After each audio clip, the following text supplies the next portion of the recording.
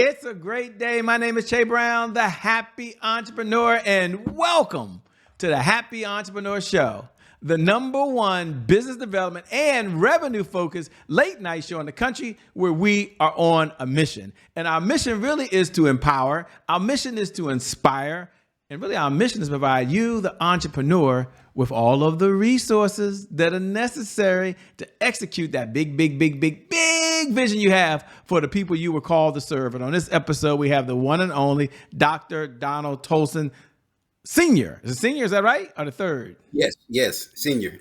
Senior. I thought it was senior. He's in the building, and he'll be talking about unlocking potential, the neuroscience, in that kind of effective communications for leaders. What's going on, Dr. Donald? How you doing? I am doing great, Shay. How are you doing on this beautiful day? I'm doing amazing. I couldn't wait for this particular episode. Some episodes I can wait for, and then others I couldn't wait for this one. But before we get started, the audience and Shay Brown, I'm raising my hand because I had DC public school education. We might be curious, what does neuroscience communication, effective neuroscience communication for leaders, what does that even mean? Like, what does neuroscience mean? That's one question. And number two, what does leadership mean these days? Who are leaders? Thank you, Shay, so much. When we look out into our world right now, neuroscience is it's not anything new, but I think it's more on the forefront right now. We all have a brain. We all have a brain, and when we talk about neuroscience, it's how we use our brain. We have a left hemisphere and we have a right hemisphere.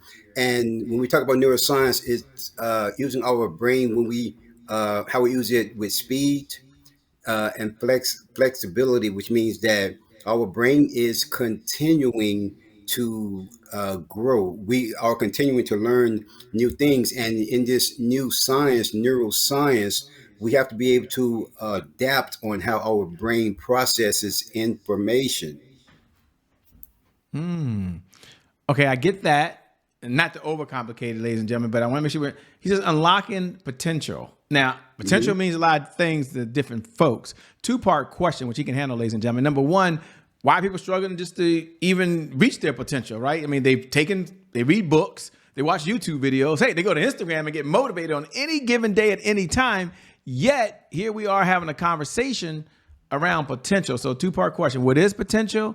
And number two, what holds people back from really unlocking the potential inside of them? Well, Shay, most of the time we don't know what we're good at.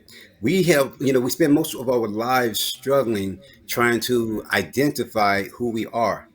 When you talk about pot, potential, it's that thing, it's that talent, it's that gift that we have on the inside of us, but we spend most of our life looking for it, trying to find purpose. I love what Dr. Miles Monroe said. He said that the greatest tragedy in life, it is not death. He said the greatest tragedy in life is living a life without purpose. And so when we talk about purpose, we're talking about potential, those things on the inside of us. We might be gifted at it, but if we don't identify what we're good at, then we go through life struggling. And that's where the neuroscience part of it come in.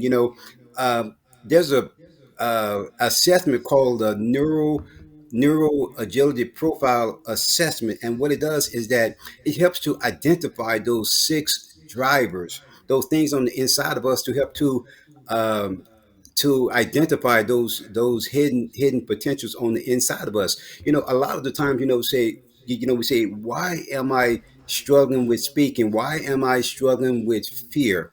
And what it is that through the neuro agility profile assessment, what it does is that it identifies six drivers, and those six drivers is brain fitness. We go to the gym, we spend time in the gym, but are we really getting to the point where our brain is fit? So those six drivers are brain fitness, dealing with stress, coping with stress, sleep. It's very vital that we get the proper amount of sleep, movement, and exercises. Not only are we exercising our brain, but we need to continue to exercise our body as well. Optimistic mindset. Are we staying positive on a daily basis? And nutrition. Are we eating healthy? So when we begin to optimize those drivers and those things that's going on in our brain, it helps us to enhance who we are and that potential that is locked up on the inside of us. I love it, by the way. Thanks for sharing. Thanks for breaking that down for us. Take a moment if you can, because some folks haven't had a chance to read your bio. They have no idea who Mhm. you are. They're hearing Dr. Donald Toldson Sr., by the way, and it sounds very, on top of it, by the way, very esteemed Yeah, guy. But they might be curious. Number one, who are you? That's important. Number thank two, you. what's the backstory? Like what's that backstory that led Dr. Donald to that defining moment that he's doing what he's doing now? Thank you. Thank you so much, Shay. Yes, it's Dr. Donald D. Toldson Sr., and a lot of time I look at all the things that I have been blessed to accomplish over the years. But when you break it down to the very nuances of it, who is Dr. Donald D. Toldson Sr.? I am the founder of Speaking to Impact and Change. And what I basically do is I train and I educate speakers and I help them to reach their potential.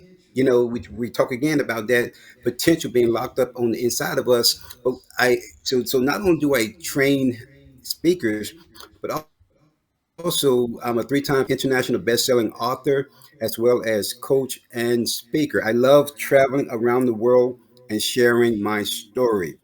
And I know that we all have stories. Life is a continuation of stories that continue on until we die. So, what stories, what potential do you have on the inside of you that the world is waiting on? Those things that we go through, the world is waiting on our story. Shay, I share with my story, I share that back in 2001, I was living in New Orleans, Louisiana, the Big Easy. And on that particular day in January, I came home only to discover that my electricity had been disconnected.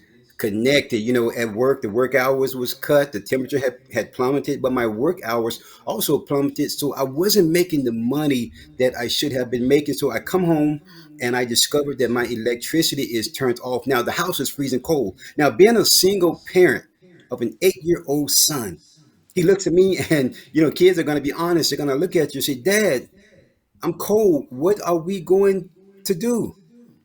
Now, when I heard him say those words, Shay, it just chilled my spirit and my heart as a single parent. So I took my son on a drive through the city of New Orleans. Now, we found ourselves parked behind an old abandoned warehouse. And as I'm sitting there and I'm contemplating, okay, God, what am I going to do now? I'm a single parent. What am I going to do now to provide warmth for my son? So as I was sitting there, tears began to well up in my eyes. And I'm sitting there, and my son, he looks at me and he said, Dad, are you crying? Dad, are you crying? Don't cry, Dad, don't cry. And it touched my heart. So I wiped those tears from my eyes, but as I wiped them, I looked into the far distance and my eyes became fixed on a stack of old wooden pallets. I like to call them fragments of hope hidden in the shadows. So I go over there to where those pallets were, Shay, and I began to load them up into my SUV. One, two, three. That should be it. So I closed the door. Now, Shay, as I arrived back home, I began to break those pallets down into small pieces. And I began to throw them into the fire so that me and my son could be warm. Now, not only did that represent breaking free from the chains of hardship, but it represented breaking free in my mind, in my own mindset, and it became a defining moment for me. I know we all struggle, but sometimes we have to realize that we are on our own rescue. If we begin to look around and if we begin to see those things that can help us, we will realize that they're right in front of us if we choose to have a positive mindset and realize that we are our own rescue. So when that became a defining moment for me, I realized and I discovered who Donald Toldson was, a person who is resilient even when faced with adversity. I struggled 38 years with having a speech impediment. I had to become my own rescue. I said, I'm tired of having a speech impediment. I joined Toastmasters. I began to take speech classes. I learned. I began to educate my mind. I began to do those things that could help me to become a better speaker, to communicate. And by joining Toastmasters and taking videos of myself speaking, I realized I was speaking so fast until I had to ask myself, what did I just say? And I realized that when I slowed down, I was at a normal pace. And I began to identify those things that I needed to do to become my own rescue. And in that process, being under the tutelage and the training of Mr. Les Brown, Dr. Cheryl Wood, Dr. Clyde Rivers, Dr. Ruben West, so many other professional speakers, and taking different type of speaker training courses, I had an aha moment. And I realized what I was doing wrong. And by practicing and being coached, I realized when I was speaking one day, I said, oh my goodness, I'm not stuttering.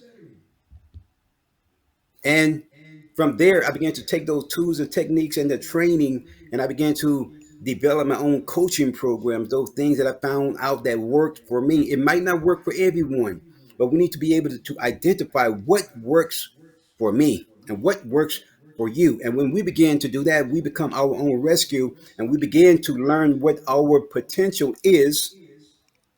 And then we begin to pour back into others and help others along their journey. Wow, thanks for being so open and so transparent, man. Congratulations. We would have never known that, what you've been through. And you mentioned two things that are important. I'd like for you to do a follow up on quickly if we can.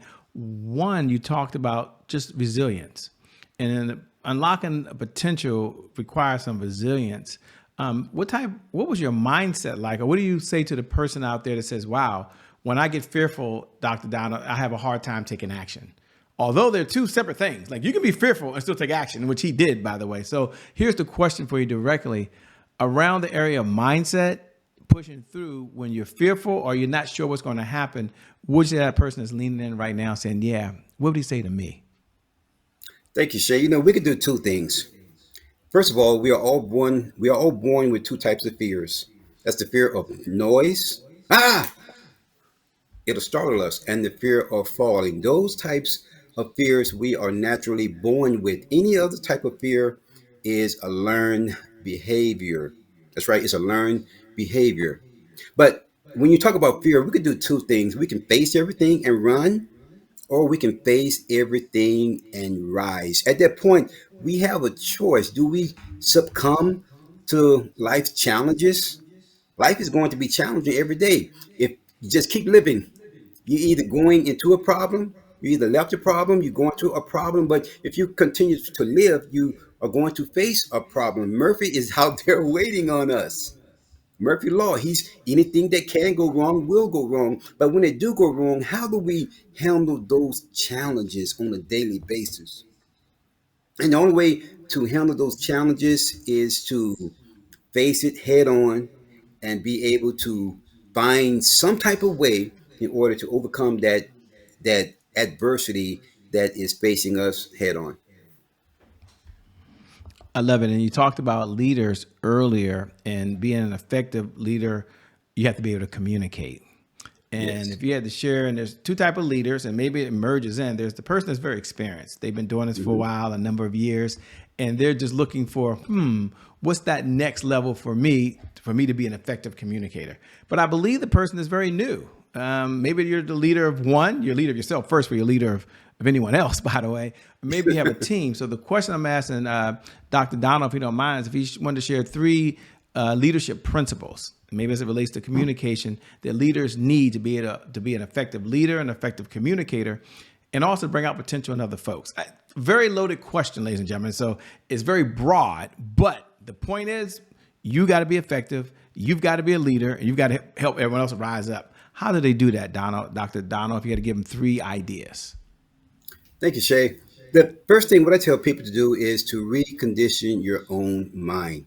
In order for you to lead, you must have a reconditioned mind. I love what the scripture says. It says to renew your mind daily. And what does that look like? When we get up in the morning, first few minutes of what we do, it controls the spirit of our day. When I get up in the morning, the first thing I do is, of course, I say my prayers. But after that, I put on some type of classical music or something in order to set the tone of my day. And then I begin to read. I begin to read something that is positive. I tell myself, I am, because when you talk about I am is everything that's within you throughout your day, throughout your life. I am smart. I am brave. I am courageous. So when you begin to recondition your mind, what happens is that you are telling yourself that I am no longer the person that I used to be.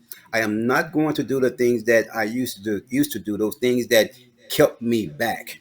I need to recondition your mind. And the second thing that you do, Shay, is that we must utilize our gifts and our talents. Utilize our gifts and our talents. We have all been given some type of talent. And I heard a great story this week, and it was Mr. Tavis Smiley who was sharing with this, and he was sharing with us. He said that in the Bible, we talk about the talents. One was given 10, one was given. I'm sorry, one was given 5 talents, one was given 3 talents, and one was given only one. Now, when the master of the house came and he asked his servants, "What did you do with your 5 talents?" And he said, "Oh, master, I took it and I multiplied it. Great, wonderful, my good and faithful servant." And then the one that was given 3 talents, he asked him, "What did you do with your talents?" He said, "Oh, I multiplied it." He said, "Wonderful, my good and faithful servant." And when he asked the one who only had 1 talent, "What did you do with your talent?" And he said, "Oh, I knew that you were a hard master, so I took it and I hid it in the ground." Now, the master of the house, he became very angry and he said, "You wicked man, you should have at least put it in the bank, let it drew interest." So the moral of the story is you never know what that 1 talent was. It doesn't say what the 5 talents was. It doesn't say what the 3 talents was. It doesn't say what the 1 talent was. And the thing is that 1 talent might have been more valuable than the 5 talents or the 3 talents. We never know what talents that we have on the inside of us that is so valuable until it will overshadow everything else that we have ever done. And Shay, the third thing is to never give up. A lot of time we ask ourselves, when will I become successful? When will I become successful? Well, guess what? You will become successful when you stop asking that question, when will I become successful? Never put a time limit on what's been given to you, and never allow someone else to hold the pen that writes the script to your life. If you don't like what you see, guess what you do? You start over, and you start over, and you start over. Even though you might fail, but you're going to fail your way forward. But never give up. Continue to march forward. I love it. Continue to march forward. And that's a perfect segue to a segment we have here called Today is My January 1st. Now, for those folks who tune in every night at 11 p.m. Eastern Standard Time, I know you're excited. I know you can't wait to say those magic words. And you can say those magical words with me. Today is my January 1st. Happy New Year to you, by the way. Happy New Year. For all the other folks who are tuning in for the very first time, this is your first time here. We welcome you to the Happy Entrepreneur Show, to the family. Today is my January 1st. It represents a fresh start. It represents a do-over. It's our personal mantra. It means the past, no matter how dark and gloomy that past is or how bright and sunny the past is, the past no longer equals the future. And so my question for Dr. Don on the other side is really 2 parts. Number one, when you hear those words, today is my January 1st. We want to know what you hear. We want to know what you hear. And number 2, where was a moment, you gave us so many, but another moment in your life where there was a setback, and how were you able to bounce back from it? Shay, my January 1st was when I discovered my voice. When I discovered my voice, like I said earlier, when I studied for 38 years, back in 2014, after having a speech impediment for 38 years, and I was sick and tired, that became my January 1st. Regardless of what we do, where we are in life, we must be able to communicate. And I had got to a point that I did not want to say anything because I felt that someone was going to laugh at me, or the a group was not going to accept me because I had a speech impediment. So when I discovered and I found the courage to come hell or high water to continue to move forward, that I would overcome this, it became my January 1st when I decided that I would have the courage in order to overcome this speech impediment. Perfect, man. Thanks for being so authentic. What do you enjoy most about what you're doing right now? When you start talking about overcoming, you start talking about the speech impediment, you start talking about things you've been through and how you're helping folks. I see the voice go up a whole nother octave. That gear kicks in, by the way. So I guess the question I have is, what do you enjoy most about what you're doing these days? Shay, what I enjoy most about what I'm doing these days is seeing the joy coming from someone else who might be struggling with what I have been through. I was talking with a young man in Toastmasters, and he has a very difficult time speaking, stuttering. And when I was able to share my story with him and the struggles, and to simply share with him, I know what you're going through. I know when you want uh, to be able to speak and to give a message, and the words just won't come out. I know how you feel. So we started working in coaching. We to build up his self confidence. We began to look at those challenges and those things that he's facing, and then we began to, just to collaborate and to become friends, because you need people in your inner circle in order to be able to move forward, those who know where you have been, where you are now, and where you hope to go in the near future. So when we begin to do those things, it helps to build us up and not tear us down. It helps us to be able to go to that next level versus sitting back and not having the confidence to come to the front of the room. I love it, man. And one of the questions I love to ask when I have time, and we do have some time now, is what's one of the best pieces of advice you've ever been given? Now, you can see all the awards on the back of the guy's table there. He's also someone who served in the military. Thank you so much for serving the Yep, country, man. yes. We really appreciate that. It really means a lot. He's read more books than he can probably remember. You know how many books he's written, okay? I don't know how many videos he watches anymore. I don't even count the hours. I used to count the hours, saying, man, I'm at 80,000 hours. This is cool. I can't even do it anymore. The world's just changed. But if you had to reach back, if all the mentors you had, the books you read, and all your training said, Shay, this is one of the best pieces of advice I've ever been given, what is it and why? Thank you, Shay. I think one of the best piece of advice that I have ever been given is it's actually a scripture. It says that eyes have not seen, ears have not heard, nor has it entered into the hearts of man the things which God will prepare for those that love Him. So the best piece of advice is that never think that you cannot do something. Eyes have not seen. Well, the thing is that sometimes you have to believe what other people see in you even before your own belief system kicks in. Eyes have not seen. You cannot see it, but someone else might be able to see it within you. So never give up on your dream. I was told this once, Shay. I was told that your dreams and your goal is nothing more than an expensive hobby. My dreams and my goal is nothing more than a expensive hobby. When I choose to invest in myself, I think that one of the greatest investment that we can make is in ourselves. So that's one of the most important advice that I would give to someone, is to see yourself beyond what you can see, and believe what someone else may see in you even before you can even see it within your own self. Well said. What does success look like for you these days? I know success means different things, different people. You get to define different areas as you go through this journey of life. But for where you are right now on this given day, what does success look like, or what does it feel like for you?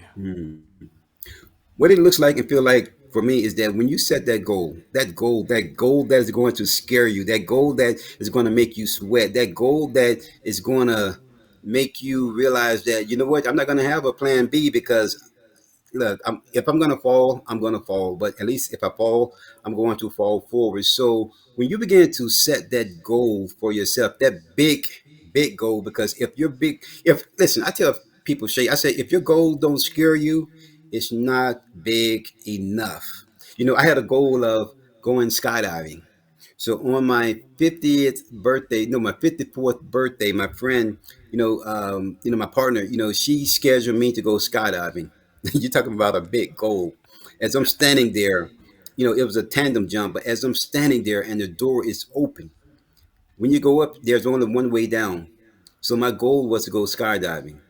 So when I took that leap of faith and I grew my wings on my way down, I wasn't trying to grow any wings at that point, because I'm jumping off an airplane. I want to land.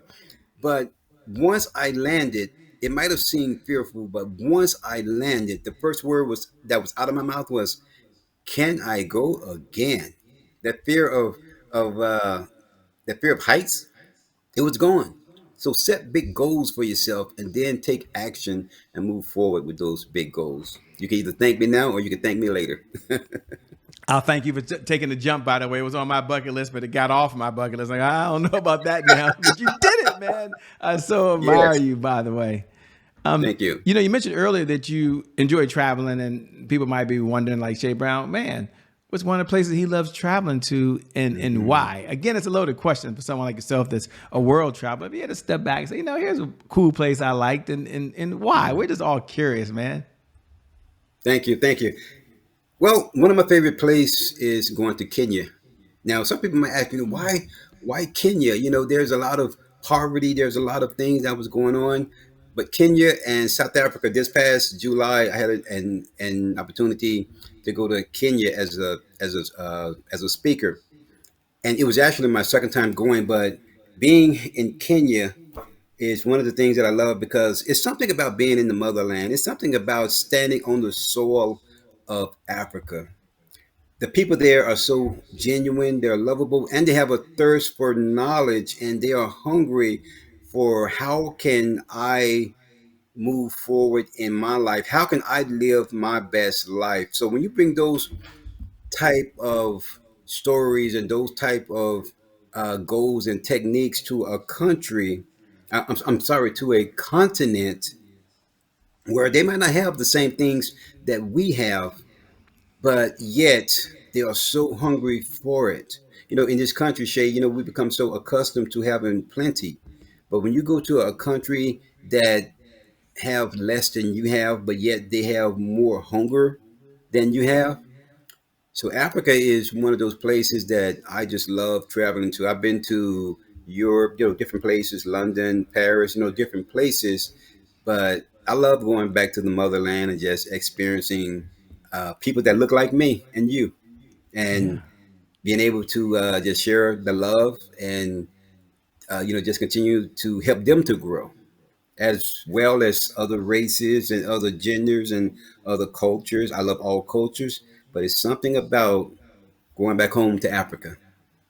Yeah, I can imagine. So, you know, the last coming down the home stretch, what do you do for fun? We're not out saving the world. We're not out talking about communication. We're not out talking about being leaders. We're not in London and the motherland and Paris. He dropped a couple on us, by the way, and all these Oh yeah. other locations. We all want to, you're not skydiving. I mean, I'm almost Ooh. afraid to ask the question. But what do you do for fun these days?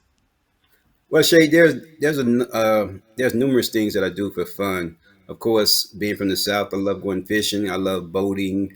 I love playing the piano. Sometimes what I do just for peace of mind, I would just sit down and I would start playing the piano, and I might be there 3 and 4 hours just playing songs. But I love doing those type of things. I love going just simple things, shooting pool, speaking to people, meeting people.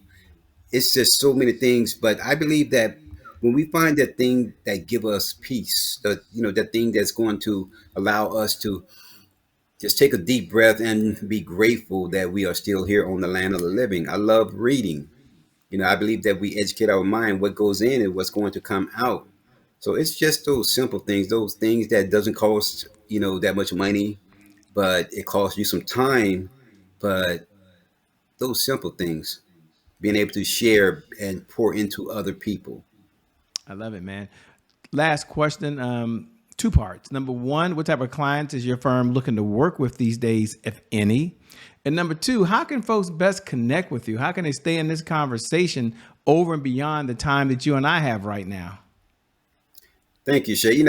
My company, Speaking to Impact and Change, the type of clients that we're looking for is that we're looking for that business leader. We're looking for that aspiring speaker, that author, that coach, those who feel that they don't have that gift or that talent. They don't feel that they are qualified to be able to speak or pour into other people. So those are the type of clients that I am looking for. My company is looking for. And if you notice, when I speak from a level of passion because out of the mouth, the heart speaks. So when I speak to people, I speak from the heart. When I train people, I train them from the heart. So when we do an assessment to find out where you are and where you're trying to go, we're going to coach you to get there. So the type of client that I'm looking for is those that might not see it yet within themselves. They know it's there and they just need someone who can help them to cross the road. I heard one gentleman say that all of us, we're just like a boxer, or or I'm sorry, just like the blind man. We're trying to find someone that can help us to cross that road. So those are the type of clients that I'm looking for someone that they're looking for someone. They may have that hunger, they may have that thirst, but they just don't know how to do it yet. And there's power in yet. So we network with them and we help them to get to the next level. And what was the second question? How can they best connect with you? Is there a website? Is there a place they can go to meet with you and connect with you? Yes. They can, of course, Google my name, Donald Toldson, or Dr. Donald D. Toldson Sr., or they can just go to my website, www.donaldtolson.com, or on all the social media sites. But if you Google my name, I'm sure you're going to find me. All right. Well, let me say thanks so much for being on the Happy Entrepreneur Show. We appreciate it. Can't wait to have you back again soon. Thank you so much. And thank you. Thank you for the viewers, man. Thank you for tuning in. Thank you for allowing us to be a part of your life and a part of where you are. Where you don't take it for granted. We're broadcasting right now on your phone, your tablet, might be on someone's television screen right now. And that's pretty cool. And I never get tired. And we appreciate that. And I never get tired of reminding you every night at 11 p.m. Eastern Standard Time, no matter what's happening in your life, that you are someone right now that's put here for a purpose. You're here to change someone else's life. You got this uniqueness inside you, and it's not just hyperbole. It's not just fluff. It's real. You can do some cool things on this earth. And no matter what's going on in your life right now, whether you're doing really well, and there's another level you're getting to, I'm sure, or life's hit you with the punch you never saw coming. The one thing I know for certain is that today is your January 1st. And because of just that one reason, your best is still yet to come. Your best is yet to come. Your best is yet to come. With that being said, my name, by the way, is Shay Brown, the Happy Entrepreneur. It ain't changed. Make it a great day, everyone. We'll make some good things happen later. Peace, and we'll see you all on the other side. Thanks a lot, Donald. Bye-bye. Thank you.